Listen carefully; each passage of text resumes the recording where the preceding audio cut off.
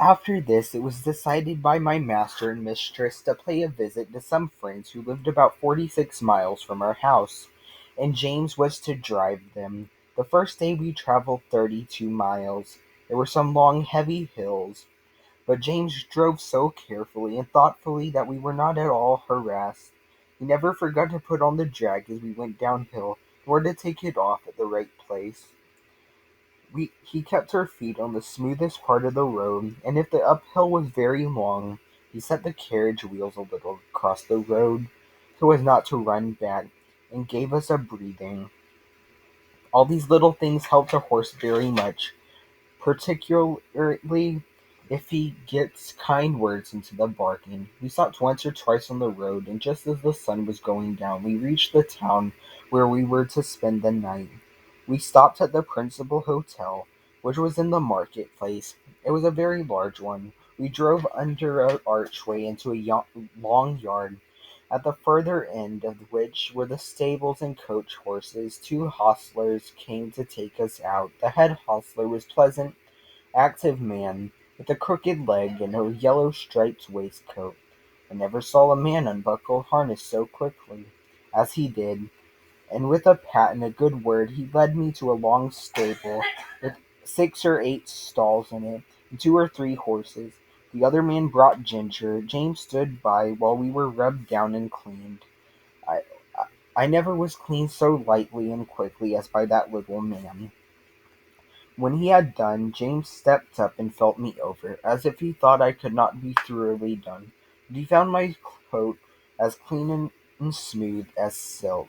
"Well," he said, "I thought I was pretty quick, and our John quicker still, but you do beat all that I ever saw for it, being quick and thorough at the same time." "Practice makes perfect," said the crooked little hostler. "And 'twould be a pity if it didn't. 40 years' practice and not perfect. Ha, ha! That would be a pity. And as to being quick, why, bless you, that is only a matter of habit. If you get into the habit of being quick, it is just as easy as being slow. Easier, I should say. In fact, I don't agree with my health to be hulking about over a job twice as long as it need take. Bless you, I couldn't whistle if I crawled over my work as some folks do. You see, I have been about horses ever since I was 12 years old, in hunting stables and racing stables, and being small, you see. I was a jockey for several years, but at the Goodwood, you see, the turf is very slippery and poor. My poor Larkspur got a fall, and I broke my knee, and so of course I was of no more use there. But I could not live without horses.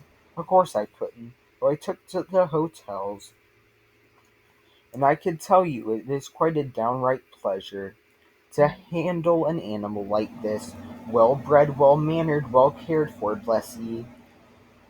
I can tell how a horse is treated. Give me the handling of a horse for 20 minutes, and I'll tell you what sort of a groom he has had.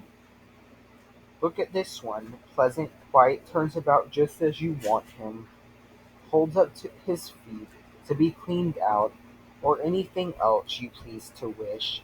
Then you'll find another, fidgety Freddy, won't move the right way or starts across the stall, tosses his head as soon as you come near him, lays his ears, and seems afraid of you, or else squares about at you with his heels. Poor things, I know what sort of treatment they have had.